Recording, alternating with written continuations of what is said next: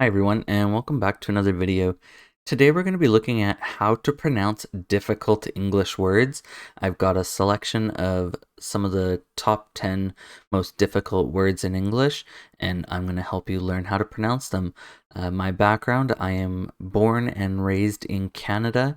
English is my first language and the language that I speak the best. I've been to school in English my entire life, including university as well.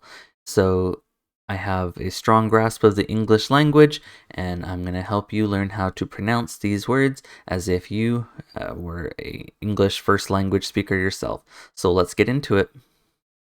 So the first word we're going to look at here is kind of a fun one for English speakers. It's literally, and the reason it's kind of fun is because we quite often in English use it in a different way than what the actual meaning of it means. So it's kind of fun to use it. We have a little bit of fun with it, and it's literally. Literally. The next word we're going to be looking at, again, in English, we often use this in a different way than the original meaning of the word was meant to be used, and this word is ironic. Ironic. The word here is ironic.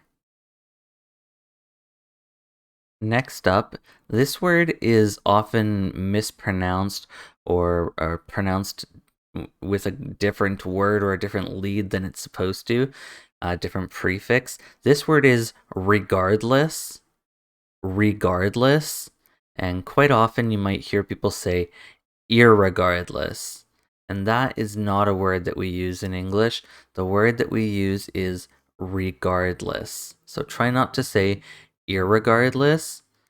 Try to say regardless, because irregardless is considered a non-standard word, and even though you might find it in some dictionaries, we just don't use it. So regardless, regardless. Next up is a word you probably won't see too often, but when it does come up, you want to make sure that you do know how to pronounce it. The word is whom. Whom. So it's like who with an M at the end. Whom. This next word might trip you up a bit, so it's a good one to practice. The word is phenomenon. Phenomenon. Again, it's not a word that's going to come up a lot, but if it does come up, you don't want it to trip you up. So this one is phenomenon. We'll do a couple more here today. This word is asterisk. Asterisk. Or we can say asterisk. Asterisk. Asterisk. Another word, brewery. Brewery. This is a place where you would make beer. Brewery. Brewery. Probably the most difficult month to pronounce. We've got February. A lot of English speakers say February. February or February. Both are correct in English. Nobody would judge you if you said one or the other. So February, February, both are just fine. And finally, one that might trip you up sometimes is library.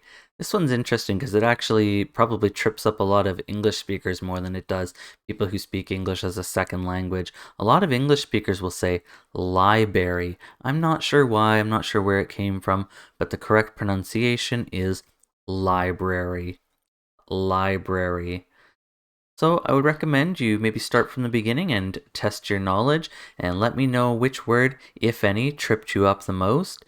But these are some English words that you can practice, and they can trip you up if you don't practice them. So make sure you do put in the time, practice your English. Library. Library. And you'll be speaking English better in no time. I hope you all have a great day, and I hope you success on your journey learning English.